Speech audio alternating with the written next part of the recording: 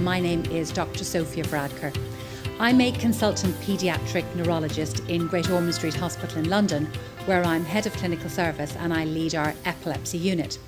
I'm also the lead clinician for our VNS service, and I know Archana very well for many years working with her in VNS expert groups, and I know Professor Samir Zubairi very well for many years here too. So those of you who are from the UK, we will have shared doctors that we know about, and some of you I know are from abroad, and it's very lovely to have you here with us today. I'm speaking to you for the next 20 minutes. The first 15 minutes is specifically on VNS therapy. Then I'm going to change my slide deck and I'm going to speak to you along with Alison on European reference networks. So, first of all, focusing on VNS therapy. And here are my disclosures.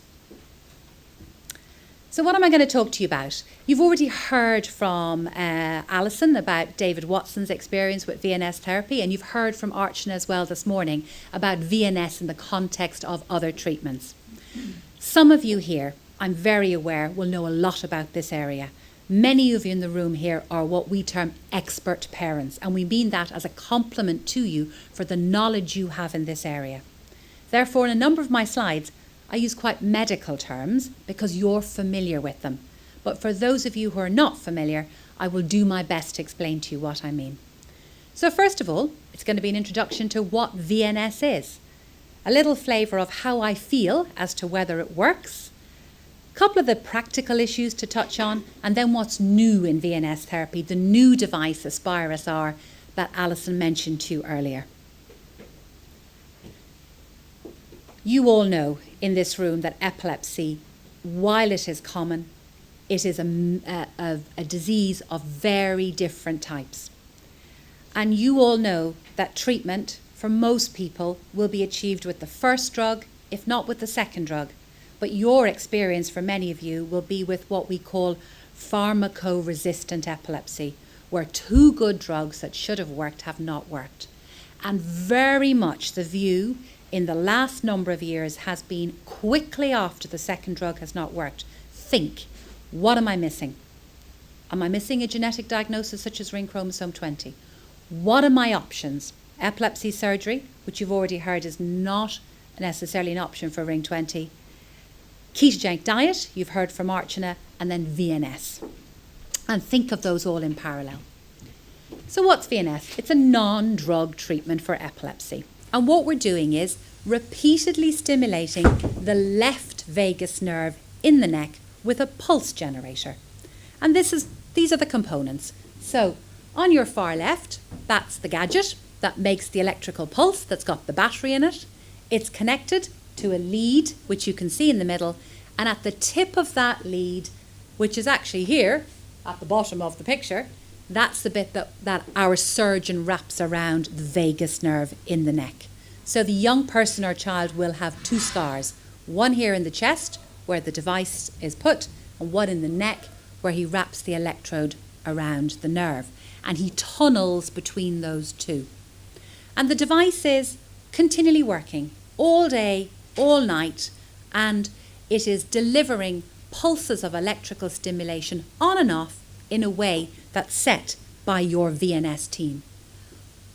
All that setting is done through a programmable wand. So it's all tucked inside under the skin, and the programming is all done even through a thin layer of clothing with a programming wand. You switch it on, you ramp it up. So you build it up step by step over a period of 6 months to a year. And you, just like introducing a new drug, it takes time to work. So it's not immediate. What's it doing? Bit of science. It's stimulating around the vagus nerve. Now, in your nerve, you've got little mini nerve bundles called fascicles. And you've got to get enough stimulation so that suddenly that nerve goes whoosh and sends the message up to the brain, what we term the action potential. When you get enough action potential in the brain, you start to trigger maybe different pathways. We don't know exactly how a lot of things in medicine work, and that goes for the drugs, the diet. Every 5 years, every 10 years, we understand things better. And genetics that you heard about this morning from Professor Spinner are a real area where 5 years ago, 10 years ago, 15 years ago, what we knew then is so different to what we know now. My current view on this is it probably interrupts and changes your EEG patterns. If you'd asked me 5 years ago when I was into neurotransmitters, I'd have said it was the neurotransmitters. That's doctors for you. How does it help? It can stop your seizures right there. Or it can, what we call acute abortive. It can maybe stop a seizure in the middle, make it shorter, acute prophylactic. Or like drugs, it's working in the background to reduce your epilepsy, chronic progressive. But as well as your epilepsy, as you all know, when the epilepsy is better, other things seem to be better. Quality of life. And you're going to hear about cognition, learning, issues in that area from Samir in the afternoon. But mood, behaviour, alertness, memory, school. I'm a paediatric neurologist. For adult neurologists, young people, that becomes occupation, work, college, university. It's a gadget called a magnet, which you can swipe over the pulse generator, and that's what can quickly stop a seizure for many, but not all of children. Does it work? Yes, I think it does. I wouldn't be talking to you today.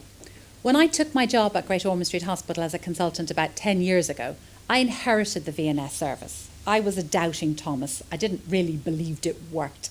And I thought, how long can I do this bit of my job before I can pass it on to somebody else?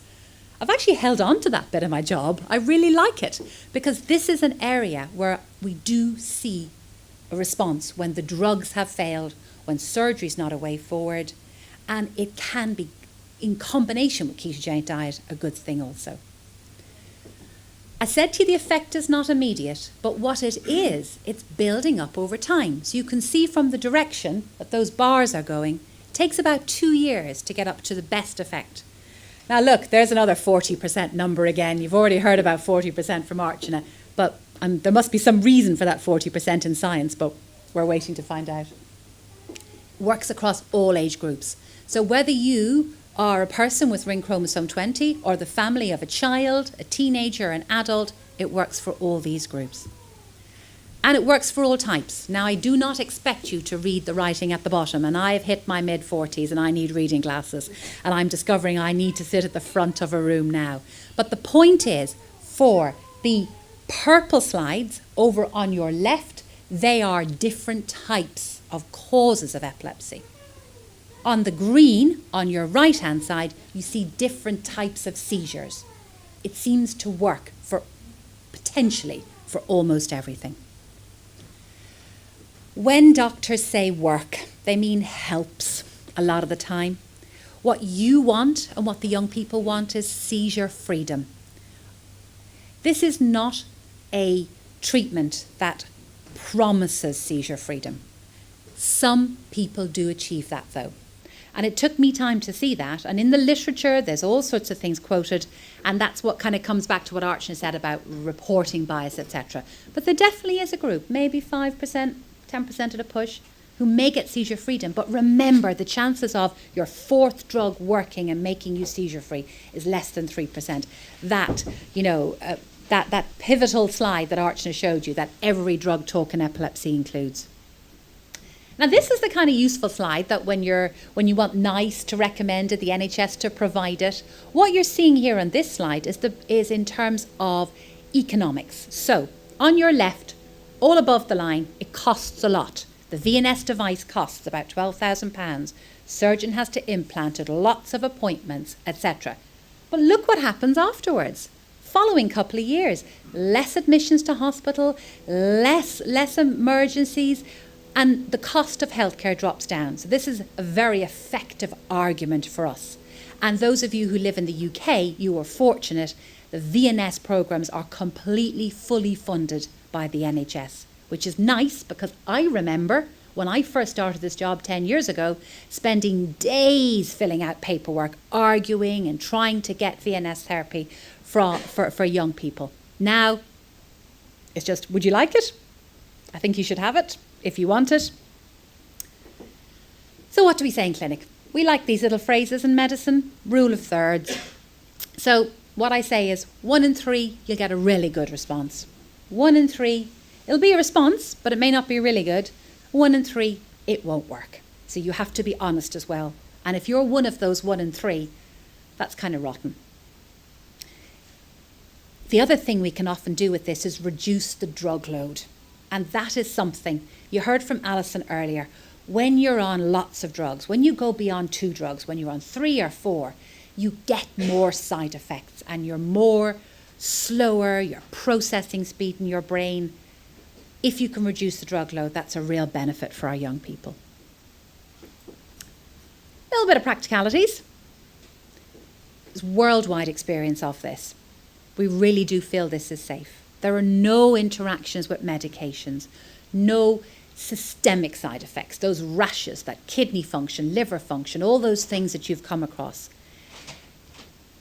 We say this comment doesn't increase SUDEP. There's a bit of an argument that maybe it even reduces it, but I'm loath to say that till, as Archie said, we like the evidence, but the evidence may be collecting.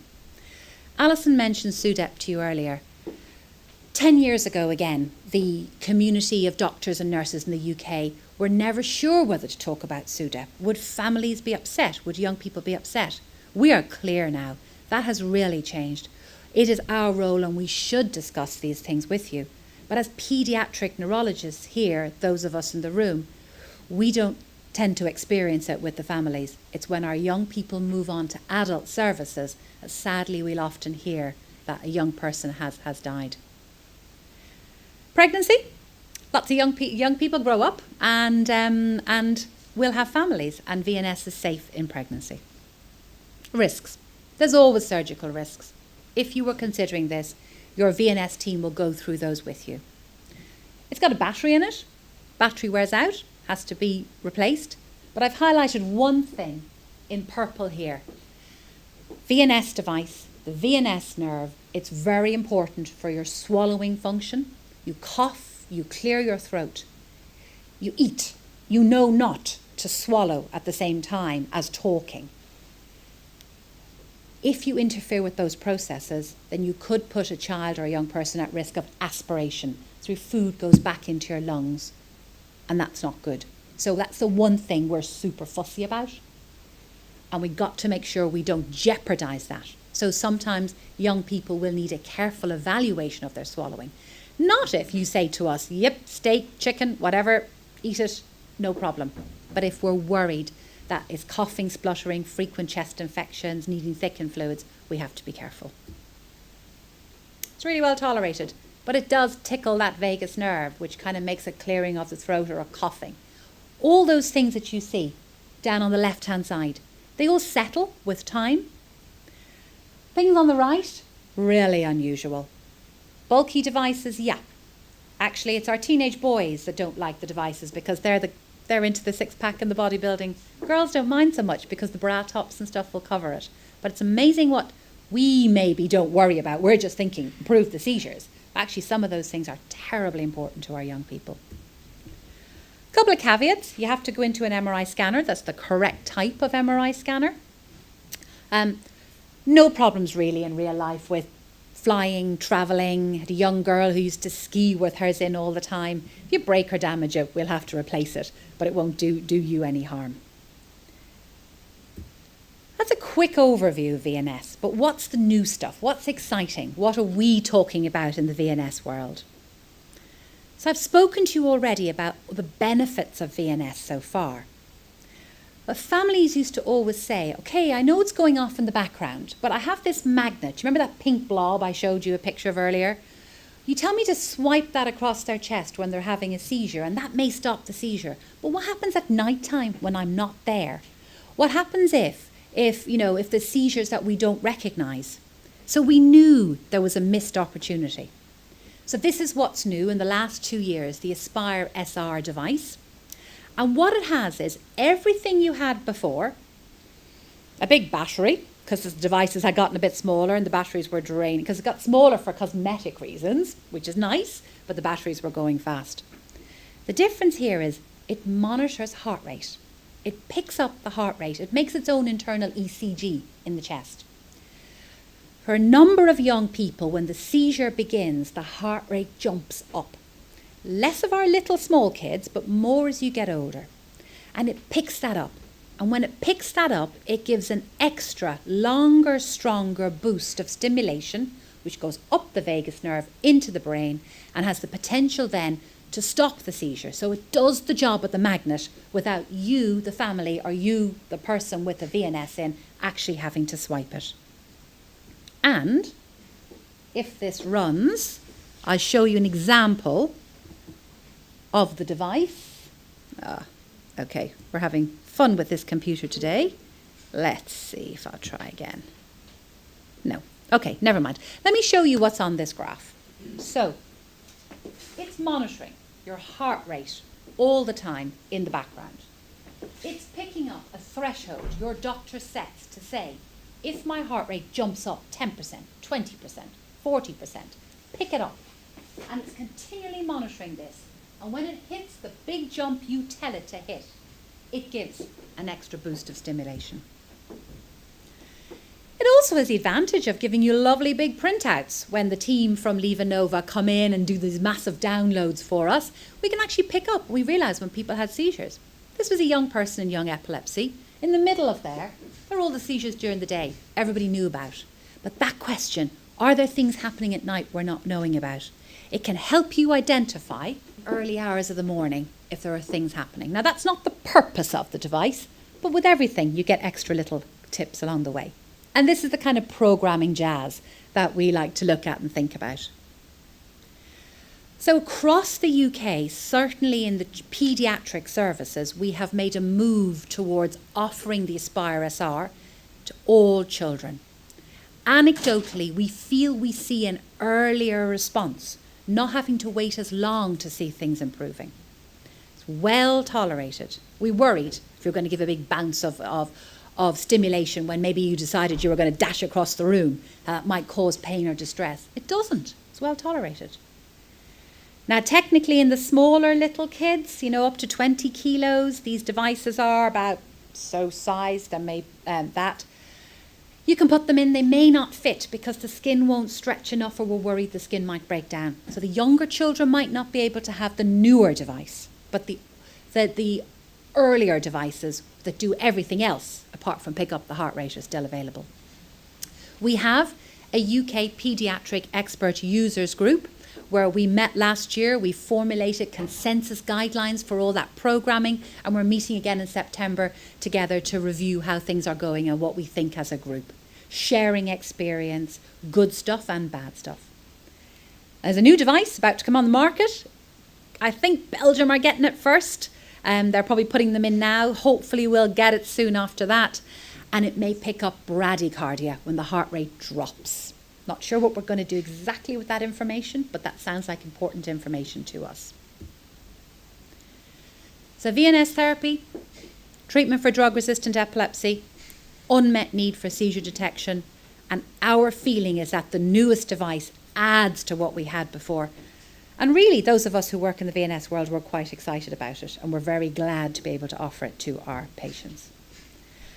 And that's the team that I work with at Great Ormond Street Hospital. I really should say in the VNS world, it's not the docs, it's the nurse practitioners. They are your key people here. They're your key people anyway, let's face it. But they do all the programming and they have all the knowledge. And your surgeon, of course, who puts it in.